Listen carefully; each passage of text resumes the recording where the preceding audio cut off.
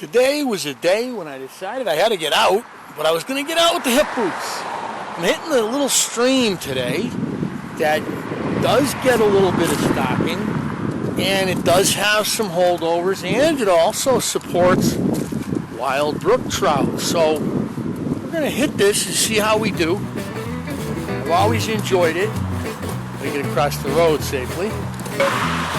The thing about southern New England is southern New England was once upon a time major livestock country. As you've heard me before say, if you've watched some of my videos, the great masses of stone walls that crisscross our landscape are a testimonial to the region's livestock heritage. And it was the merino sheep craze of the 18 teens, 20s, 30s, 40s, right through the Reconstruction period that put those stone walls in the places that we find them. But here in southern New England today, there's not a lot of livestock left.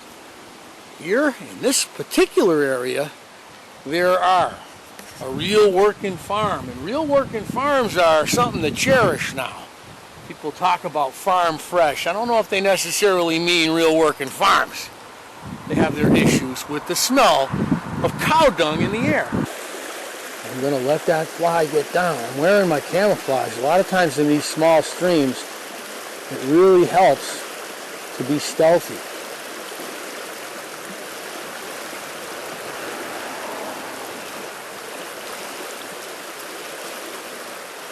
A stealth presentation.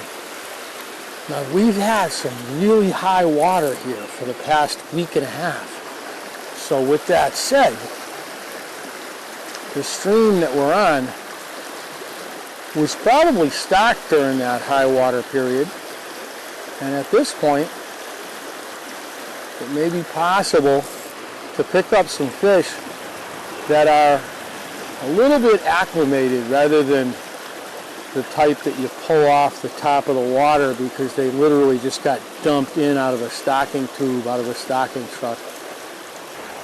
Now this is a tributary of the Connecticut River through the Farmington River. So you could have shad coming in here, you could have all kinds of fish in here. Lamprey in another month. Herring, alewives. All the dams on the Farmington beyond where this comes in, downstream of where this comes in, have been breached, so there's no interference. You take a look at the old bridge abutment. So we've got a new bridge here, and there's an old bridge, and there's probably a third, maybe even a fourth bridge here, because what we're looking at is a road that's been in existence since the 1640s, and that's New England for you. You know, you got construction on top of construction on top of construction, just like they have in Europe. And where this bridge crosses, before the bridge, there would have been a ford. First bridge over the Connecticut River wasn't built until 1803, the year of the Louisiana Purchase. I think it was finished in 1804.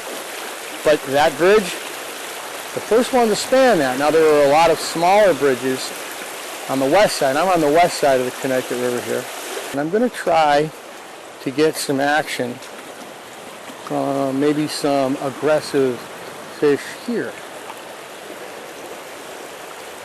I don't know, I'm going to bang this a few times and float through.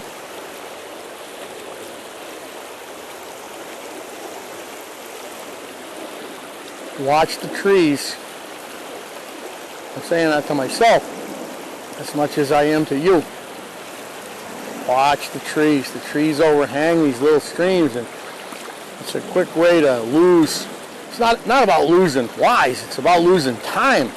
You only have so much time on the water, and if you're busy untying a tangle from a tree, because you know how it is with a tree, you should break it off. But you won't break it off. We'll try to get it out of the tree. Oh, interesting. This is a nice pool right here. Always lead them. And this is where your stealth gear is important. Have a little stealth. That's a nice cut right there. How aggressive are they? Are they aggressive today? Are they going to be chasing? I don't know. It's a very bright day today. Yesterday was bright too, so that makes it more likely that they will.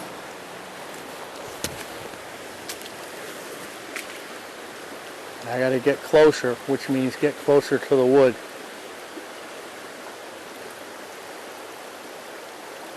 Nice drift there. A little too far out there. Better drift right there. Looking at those roots. It's a big sycamore. One of my favorite trees. Oh, there we go.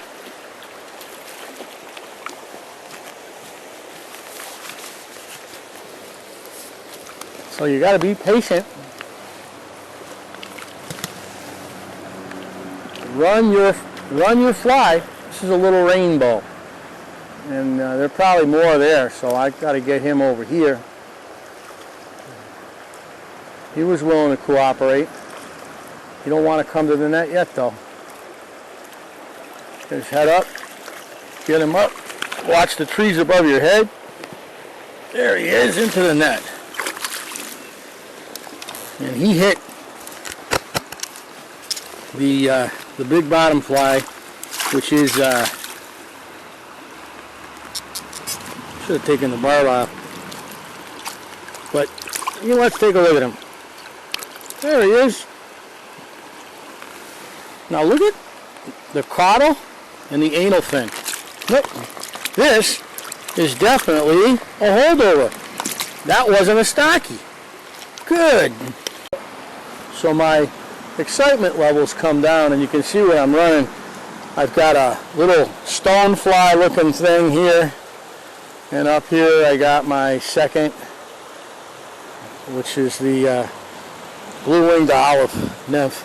So I'm running 2 nymphs, and I'm really just check nymphing. I don't even have a full length of line out. I'm just popping over there. I'm trying to control it, bringing it through, and hoping for the pursuit, like he pursued. So it helps to be patient in this type of environment. Run that nymph through the area multiple times. That's really cool to see a holdover in this stream. Now it does go into the Farmington, so he can be coming off the Farmington. Oh, that's a good one, right under the leaf. Oh,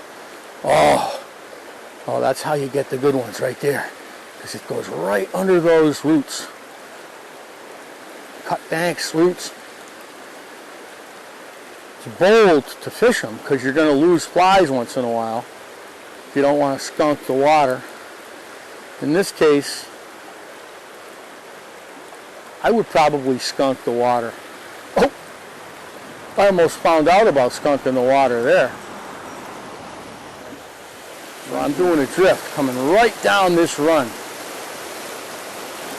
And you got a beautiful spot for fish right on the edge of the drift. Now, they could be on my side, too, so don't get antsy. I'm talking to myself, not you.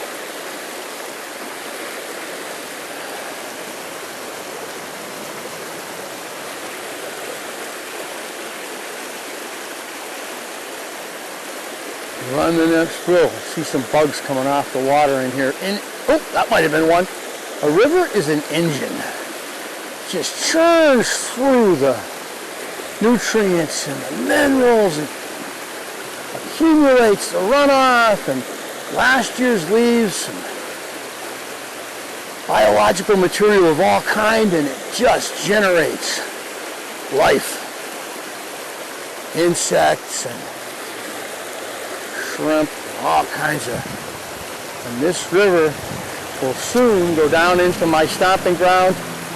You know, it's going to go into the Connecticut, and that's going to go into Long Island Sound, right next to one of my favorite haunts during the summer, Long Island Sound. Going up the stream, just popping along as I go, letting the current work. This is a beautiful run. It's a little bit shallow, and I probably ought to change my flies, at least one of them. But I'm getting down good, and as long as I'm leading it and maintaining contact, look at the color of the bottom too. We got sand drifts and then you've got dark water. And don't think they don't use edges. Just like deer use edges and all game animals use edges, and you think about bass using lily pads as structure, trout use breaks in the bottom like you're seeing down below to ambush their prey. And I'm getting up to an area where I think we might have some success right on the edge here.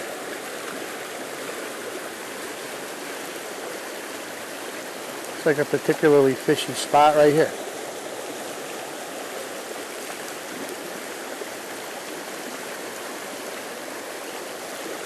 Deep there though, you gotta get it down, and it's hard to get it down.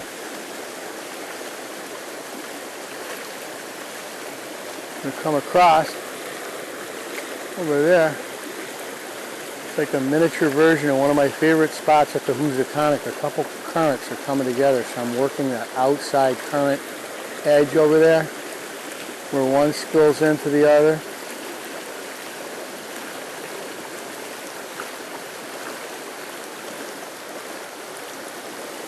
Do it again. Tell you, up this is a beautiful gorge. Private property though. Connecticut's different than Massachusetts. In Massachusetts, being a commonwealth, rivers are not private property. You can't own the land on the bank of the river. Just like in Massachusetts, you can't own the land that abuts your street in most cases, unless it's a private road. Public roads, the communities own to what's called a tree belt. So you're usually 12, 15, 20 feet, depending on the neighborhood, in front of your property, belongs to the community, so they can put a sidewalk in or whatever if they want to. It's right in the deed. Well, in Massachusetts, rivers belong to the people of Massachusetts. You can't just post a river. You can't just prohibit people from fishing a river. You can deny them access to parking, which is what they do on the west branch of the Westfield River, and then wonder why no one goes up there.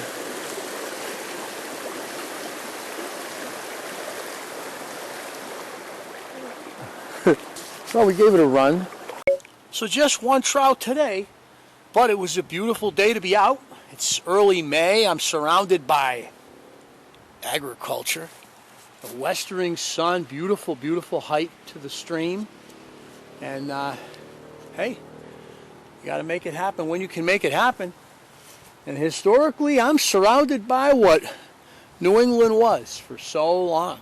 You know, before the coming of the Industrial Revolution and its second phase, where we start seeing the big mill towns like Lowell and Chicopee and Holyoke come up into their own and dominate the surrounding landscape. We had dairy farms and merino sheep farms all over New England. So it's really cool to be able to be out fishing in the world today, surrounded by the past. Like and subscribe.